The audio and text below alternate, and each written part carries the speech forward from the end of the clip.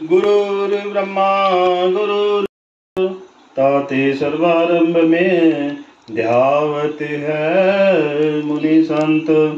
यही खोजत ब्रह्मा तक सुर नर मुनि और देवा। कहे कबीर सुन साधवा कर सतगुरु की सेवा। सब धरती कागज करूं लिखने सब बन राय। सात समंदर मसी करूं तो भी गुरु गुण लिखा ना जाए। बोले जयकारा बोल मेरे श्री गुरु महाराज की। मन मंदिर में विराजमान श्री सतगुरु भगवान जी का पावन दर्शन करते हुए अपनी वाणी को, अपनी रचना को पवित्र करते हुए अपना ध्यान श्री गुरु महाराज जी के चरणों में जोड़ने के लिए अपने दोनों हाथ खड़े करते हुए प्रेम सहित ऊंचे स्वर में जय घोष करेंगे। बोलिए जयकारा बोल मेरे श्री गुरु महाराज की, सच्चे दरबार की, परमहंस दयाल जी महाराज की, नंगले निवासी भगवान की, अंबाला वाले सतगुरु महाराज की। धन्यवाद। परम आदरणीय, परम पूजनीय, प्रातः स्मरणीय, हृदय सम्राट, रूहानियत के शहंशाह, दया के सागर श्री सतगुरु भगवान जी के पावन श्री चरण कमलों में विराजमान भक्ति से ओतप्रोत गुरुमुख भाई बहनों, बुजुर्गों व प्यारे बच्चों, दूसरे स्कूल कॉलेज की तरह ही ये सत्संग भी एक रूहानियत की पाठशाला है। ये रूहानियत का स्कूल है, रूहानियत का कॉलेज है। यहाँ रूहानियत की शिक्षा दी जाती है, जबकि स्कूलों में बच्चों को उनके भविष्य को संवारने के लिए शिक्षा दी जाती है। बच्चे पढ़ लिख कर नौकरी करें, कोई व्यवसाय करें, अपना कोई काम धंधा शुरू करें, धन कमाएं, अपने व अपने परिवार का पालन पोषण करें। सत्संग में सत्य का ज्ञान करवाया जाता है। सत्संग से ज्ञान की प्राप्ति होती है और ज्ञान से हमारा विवेक जागृत होता है, और विवेक जागृत होने से सुमति आती है, कुमति चली जाती है। सुमति के आने से संपत्ति प्राप्त होती है और संपत्ति से सुख दुख के सारे साधन हमें प्राप्त होते हैं। तो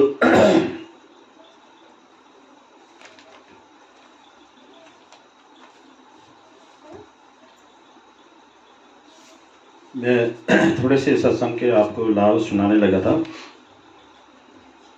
सत्संग क्या है? सत्य के मार्ग पर चलने वाले संत महापुरुषों का संग करना, सत्य के साथ जुड़ना, परमात्मा से जुड़ना, परमात्मा को याद करना, परमात्मा के दरबार में अपनी हाजिरी लगाना ही सत्संग है। अपनी श्वासों की जो पूंजी उसको लेखे में लगाना ही सत्संग है। दिन रात में हम 24 घंटे में 24,000 श्वास लेते हैं। आज की अभी की जो ये बड़ी सुलक्षणी घड़ियां हैं, शुभ घड़ियां हैं, अभी की ये श्वासों की पूंजी हमारे लेखे में जुड़ेंगी, हमारे खाते में जुड़ेंगी। सत्संग उसे जानिए जिथे एको नाम बखानिए, कि सत्संग वो है जहाँ केवल नाम की चर्चा हो, नाम का वर्णन हो, नाम का गुणगान हो, शब्द की महिमा की व्याख्या की जाए, जहाँ नाम का बखान किया जाए, वही सत्संग है। सत्संग में आने के क्या लाभ है? संत मिलन को जाइए तज माया विमान, जित जिते कदम धरूं 100 यज्ञ समान। कि सत्संग में आने से हमारे पुण्य बनते हैं। एक एक कदम का 100 अश्वमेध यज्ञ का पुण्य मिलता है।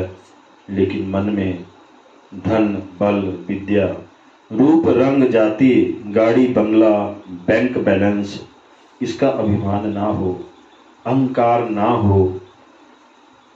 सत्संग सुनने से करोड़ों पाप नष्ट होते हैं। एक घड़ी आधी घड़ी आदि से पुनाद, तुलसी संगत साध की कटे कोटि अपराध। साध संगत जी, एक घड़ी जो 24 मिनट की होती है, आधी घड़ी 12 मिनट की, और आधी से पुनाद 6 मिनट की घड़ी, चाहे थोड़े ही समय के लिए हम सत्संग सुने, हमारे पूर्व जन्मों के करोड़ों पाप नष्ट हो जाते हैं, कट जाते हैं। सत्संग सुनने से पाप जड़ से समूल नष्ट होते हैं, जड़ से नष्ट हो जाते हैं।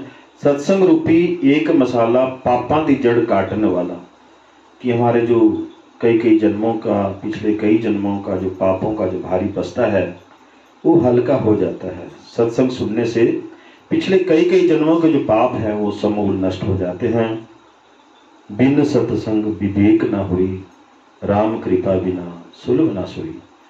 सत्संग से ज्ञान प्राप्त होता है और ज्ञान से हमारा विवेक जागृत होता है, अच्छे बुरे का ज्ञान हो जाता है। 84 लाख योनियों में केवल मनुष्य ही सिरमौर जून है, सर्वश्रेष्ठ जून है, जो सत्संग सुन सकता है, वेद पुराण पढ़ सकता है। लेकिन सत्संग केवल परमात्मा की कृपा से ही मिलता है। कृपा होए जिस पार ब्रह्म, होए साधु संग, ज्यों ज्यों बढ़ाइए त्यों त्यों हर्षाय रंग। साध संगत जी, सत्संग हमारे प्रारब्ध में नहीं होता। यदि परमात्मा कृपा करे तभी हमें सत्संग सुनने को मिलता है। जितना हम सत्संग सुनते जाते हैं उतना ही हमारे मन में परमात्मा के प्रति प्रेम बढ़ता जाता है और भक्ति का रंग चढ़ता जाता है। सुत धारा लक्ष्मी पापी के घर भी होए, संत समागम हरि कथा तुलसी दुर्लभ दोए। कि धन संपत्ति, जमीन पुत्र, जमीन जायदाद, पैसा, ये सब कहते पापी के घर भी होता है। लेकिन संतों का सानिध्य तथा सत्संग, ये दोनों मिलने बड़े कठिन है, बड़े दुर्लभ है, ऐसा तुलसीदास जी ने कहा है। तो ये सत्संग के लाभ हैं। तो आज का सत्संग शुरू करते हैं। साध संगत जी, जब हम गर्भ में थे तो हमने परमात्मा से वादा किया था, इस जीवात्मा ने परमात्मा से वादा किया था, एक इकरार किया था, एक समझौता किया था, एक एग्रीमेंट किया था। ध्यान का वादा करके सजन तूने ध्यान लगाना छोड़ दिया।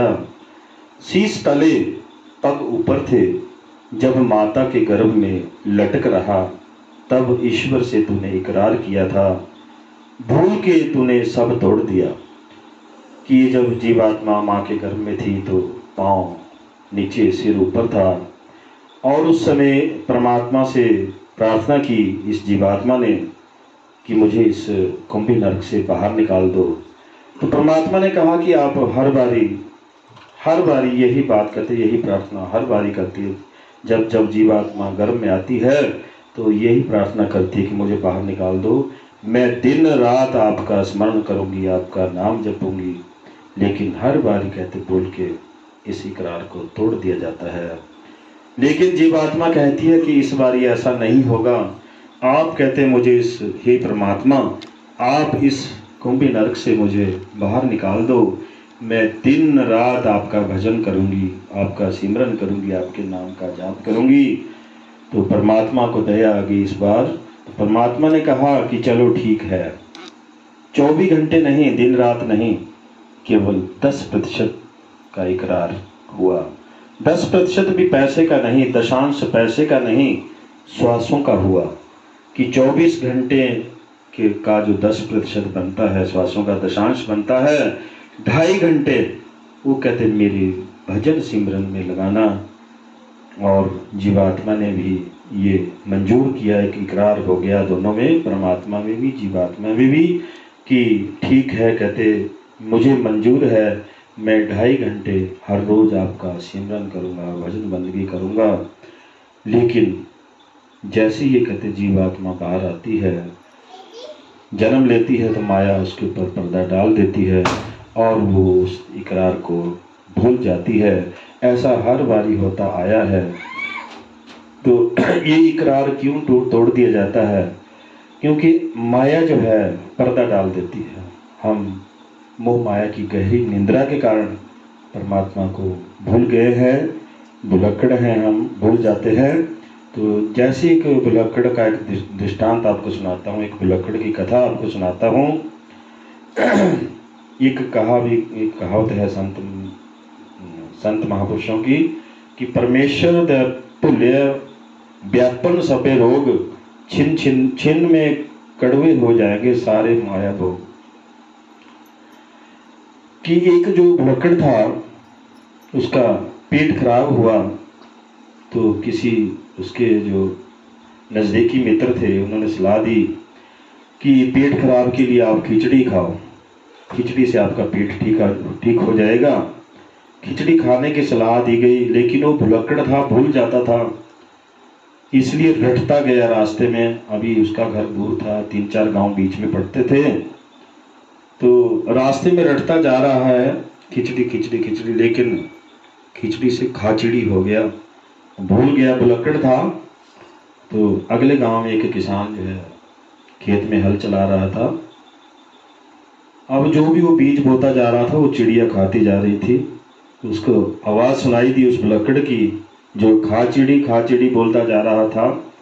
तो उस किसान ने उस भुलक्कड़ को पकड़ा और उसकी खूब पिटाई कर दी कि मैं इधर बिजाई करता जा रहा हूँ तो चिड़ियों को बुलाता जा रहा है कि खाचिड़ी खाचिड़ी खाचिड़ी। तो उसने कहा कि पता नहीं, मुझे तो कुछ याद नहीं, मैं तो ऐसे भूल जाता हूँ।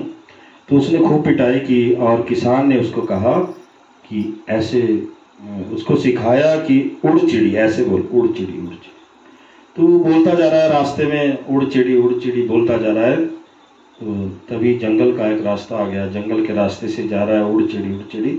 उधर एक शिकारी बैठा था चिड़ियों का शिकार करने। अब शिकारी ने देखा कि कोई भी चिड़ी जो है वो शिकार में नहीं फंस रही है, तो उसकी आवाज़ को सुना, भुलक्कड़ की आवाज़ को, जो बोलता जा रहा था कि उड़ चिड़ी। तो उसको सुनाई दिया शिकारी को। उसने देखा कि यही मेरा काम बिगाड़ रहा है, कोई भी शिकार नहीं मिल रहा है मुझे। तो उसने भी उसकी पिटाई कर दी उस शिकारी ने कि मैं चिड़ियों का शिकार करने बैठा हूँ और तू ये कहता जा रहा है कि उड़ चिड़ी। तो उसने भी पिटा उसे और उसको सिखाया कि ऐसे बोलो, आते जाओ और मरते जाओ। अब वो बोलता जा रहा है रास्ते में, जो उसको जो नई बात सिखा दी गई, अब वो भूल गया, पिछली बात सारी भूल गया, खिचड़ी वाली। अब बोलता जा रहा है जो शिकारी ने उसको सिखाया कि आते जाओ मरते जाओ, आते जाओ मरते जाओ। अगले गांव में एक अगला गांव पड़ता था, वहाँ पर पंडित जी बैठे हुए थे, बहुत सारे लोग उनके पास आ रहे थे। वो अपनी कुंडली दिखा रहे थे, अपनी जो ग्रह दशा उसको दिखा रहे थे। और वो कहता जा रहा है जो भुलक्कड़ था कि आते जाओ मरते जाओ, आते जाओ मरते जाओ। इधर पंडित जी को गुस्सा आ गया कि इधर मैं इनकी टीका जो देख रहा हूँ, कुंडली देख रहा हूँ, और ये कहते ऐसे कह रहा कि आते जाओ मरते जाओ। तो उसने भी खूब पिटाई की पंडित ने उसकी, और पंडित जी ने उसको सिखा दिया कि ऐसे बोलो कि जो हुआ अच्छा हुआ, जो हुआ अच्छा हुआ। अब नया शब्द उसको मिल गया, बोलता जा रहा है रास्ते में कि जो हुआ अच्छा हुआ, जो हुआ अच्छा हुआ। आगे एक गांव पड़ता था रास्ते में, तो वहाँ पर एक जवान बच्चे की मौत हुई थी और बहुत सारे आदमी इकट्ठे हुए थे। और इतने में वो गांव में से निकल गया वहाँ से, ये कहता हुआ जा रहा है कि जो हुआ अच्छा हुआ, जो हुआ अच्छा हुआ। लोगों को बड़ा गुस्सा आया कि इधर हमारे गांव में जवान बच्चे की मौत हुई है और ये कहता जा रहा है कि जो हुआ अच्छा हुआ। उन्होंने भी सबने उसको पीटा और फिर उसको सिखाया, एक नया शब्द उसको मिल गया सीखने के लिए कि ऐसे बोलो, ऐसा किसी के साथ ना हो, ऐसा किसी के साथ ना हो। नया शब्द मिल गया उसको भुलक्कड़ को कि ऐसा किसी के साथ ना हो। तो अभी एक गांव और पड़ता था उसके घर से पहले, तो ये बोलता जा रहा है कि ऐसा किसी के साथ ना हो। आगे जो है अगले गांव में एक नए बच्चे का जन्म हुआ था, बेटा हुआ था, लड़का हुआ था। खूब खुशियां मनाई जा रही थी, लड्डू बांटे जा रहे थे। लेकिन उतने में भुलक्कड़ भी वहां पहुंच गया और भुलक्कड़ जो है वो बोलता जा रहा है कि ऐसा किसी के साथ ना हो। लोगों को गुस्सा आ गया कि इधर खुशी का माहौल है, लड्डू बांटे जा रहे, खुशियां मनाई जा रही है, नए बच्चे ने जन्म लिया है, लड़का हुआ है, और ये कहता है कि ऐसा किसी के साथ ना हो। उन सब लोगों ने इकट्ठे होकर उसको पीटा और ऐसा कहा कि इसकी मार मार के ना खिचड़ी बना दो। तब भुलक्कड़ को याद आया, ओह असली शब्द तो खिचड़ी था, कि मेरा तो पेट खराब हुआ था। उसने कहा लोगों से कि भाई मुझे याद आ गया, मुझे ना मारो। तो इस तरह से वो घर जाकर उसने खिचड़ी खाई और उसका पेट ठीक हो गया। तो हम सभी भी उस भुलक्कड़ की तरह ही हैं, भुलक्कड़ की तरह ही हम भी अपने उस परम पिता को भूले हुए हैं। हमें भी इस संसार में जो सिखाया जाता है उसे ही हम रटते जाते हैं। जैसे शिवरात्रि आती तो भोले शंकर की जय, नवरात्रे आते हैं तो माता रानी की जय, गुगा नवमी आती तो गुगा जहार पीर महाराज की जय, कृष्ण जन्माष्टमी पर श्री कृष्ण भगवान की जय, रामनवमी आती तो श्री राम की जय का हम लगाते हैं। देवी देवताओं को सबको हम याद करते हैं, लेकिन उस परमात्मा को, उस ईश्वर को, उस सतपुरुष को हम याद नहीं करते। इस संसार में जो भी हमें सिखाया जाता है वही हम रटते जाते हैं और इसलिए हम दुख उठाते हैं। बदन मेरा मिट्टी का, सांसें मेरी उधार है, घमंड करूं मैं किस बात का, यहाँ हम सब किराएदार हैं। सासंग जी, हम कौन हैं, कहाँ से आए हैं, शरीर छोड़ने के बाद कहाँ जाना है। इस संसार में हम सब कुछ भूले हुए हैं। ये नहीं तेरा देश वो मना परदेसिया, ये हमारा देश नहीं है जहाँ पर हम रह रहे हैं, ये काल का देश है और मन काल का एजेंट है। शरीर जो माता पिता के रजबीर से बना है यही मिला है और यही फना हो जाना है, यही नष्ट हो जाएगा। आत्मा अविनाशी है, आत्मा अजर अमर है, आत्मा परमात्मा की अंश है और परमात्मा भी हमारे अंदर ही है।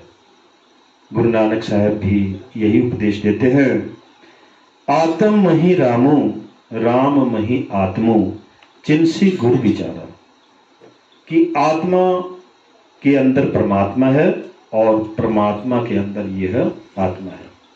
एक मिसाल देकर वो समझाते हैं, एक उदाहरण के तौर पर, कि एक जो बड़ का पेड़ कितना बड़ा होता है लेकिन उसका बीज कितना छोटा होता है। अगर कोई हमें यह समझाए कि इस छोटे से बीज के अंदर इतना बड़ा बड़ का पेड़ है तो आसानी से हमारी समझ में नहीं आएगा।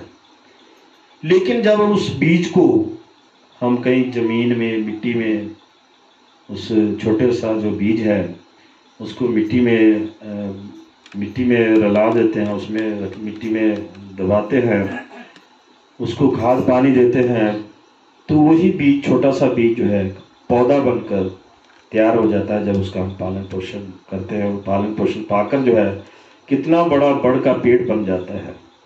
फिर हमें पता चलता है कि उस छोटे से बीज में इतना बड़ा बड़ का पेड़ है और पेड़ के अंदर बड़ का छोटा सा बीज है। इसी तरह गुरु नानक साहिब फरमाते हैं कि जब संतों के उपदेश पर चलकर हम अंदर खोज करेंगे तब हमें पता चल जाएगा कि परमात्मा के अंदर आत्मा है और जिस परमात्मा की हमें खोज है वो हमारी आत्मा के अंदर है। अंतर के पट खोल रहे तो है पिया मिलेंगे, कहते वो कहीं बाहर नहीं है, परमात्मा कहीं बाहर नहीं बल्कि हमारे अंदर है, उसको अंदर ही तलाश करनी पड़ेगी। जैसे दूध के अंदर घी होता है, दिखाई नहीं देता, लेकिन जतन से, किसी युक्ति से हम उसे प्राप्त कर सकते हैं। पहले दूध को उबालना पड़ेगा, दूध उबालने के बाद उसको फिर ठंडा करना पड़ेगा, फिर उसका दही बनाना पड़ेगा, दही बनाने के बाद उससे मक्खन प्राप्त करते हैं और मक्खन प्राप्त करने के बाद फिर उससे उस मक्खन को फिर गर्म करके उससे घी बनाया जाता है। तो दूध के अंदर घी होता है लेकिन किसी जतन द्वारा, युक्ति द्वारा ही उसे हम प्राप्त कर सकते हैं।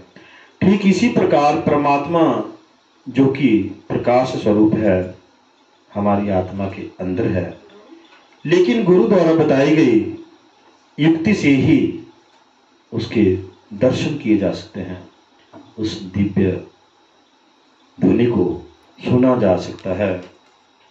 हम सभी किसी भी धर्म के हों, किसी भी जाति के हों, किसी भी देश के हों, सभी एक ही पिता के संतान है। एक पिता एकस के हम बारिक, अवल अल्लाह नूर उपाया, कुदरत दे सब बंदे, एक नूर ते सब जग उपजया, कौन भले कौन मंदे। कि हम सभी उस एक ही परमात्मा के नूर का तेज है, उसी का प्रकाश है।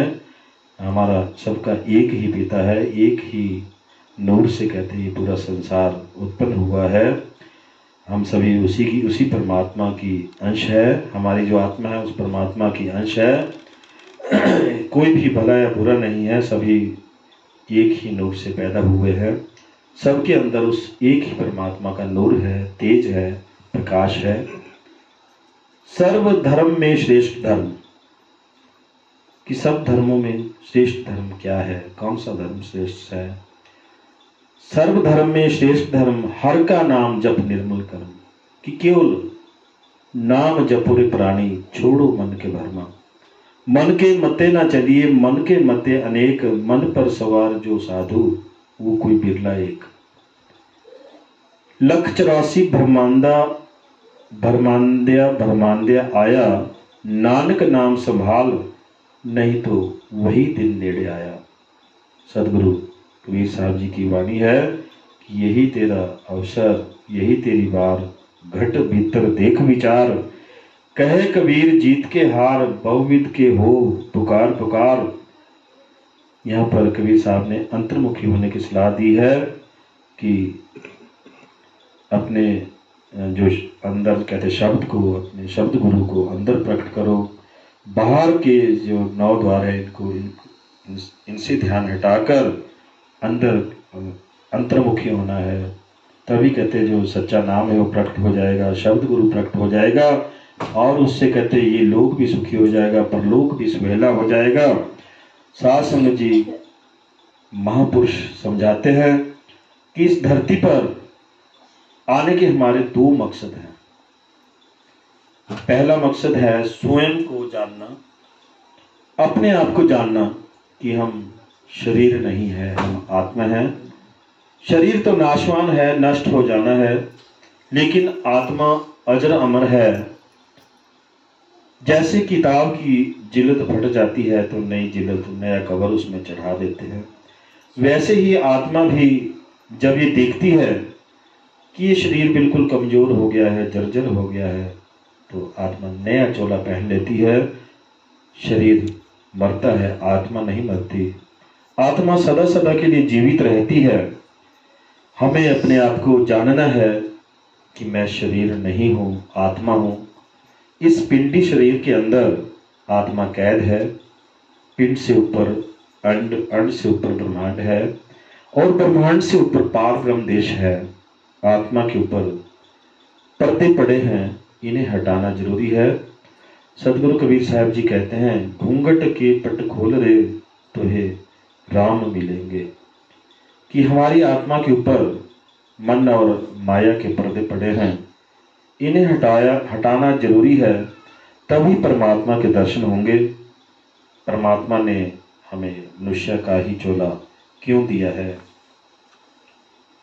गुरु सेवा ते भक्ति कमाई, तब ये मानुष देह पाई। गुरु प्यारे साध संगत जी कि ये जो मनुष्य का शरीर, ये चोला जो हमें मिला है, गुरु की सेवा के लिए मिला है। गुरु की सेवा क्या है? गुरु की आज्ञा मानना, गुरु की आज्ञा में चलना, संगत की सेवा करना। क्योंकि गुरु 20 विश्व है, संगत 21 विश्व है, इसलिए संगत की सेवा ही गुरु की सेवा है। गुरु द्वारा बताए गए शब्द का लगातार सिमरन करना, ध्यान लगाना, भजन बंदगी करना, अपने अंदर उस सच्चे नाम को प्रकट कर लेना ही गुरु की सच्ची सेवा है। और शब्द गुरु के साथ अपनी सुरती को जोड़ना सतगुरु के प्रति सच्ची श्रद्धा है, सच्ची भक्ति है। यदि गुरु पूर्ण सतगुरु है तो शिष्य भी पूर्ण गुरुमुख होना चाहिए, तभी यह मनुष्य जीवन सार्थक होगा। हमें मनुष्य चोला स्वयं को जानने तथा परमात्मा को पाने के लिए एक गोल्डन चांस मिला है। अभी यदि इसका लाभ नहीं उठाया, आत्मा नीचे गिर जाएगी। कुत्ते, बिल्ली, गधे, घोड़े इत्यादि नीच योनियों में जन्म होगा।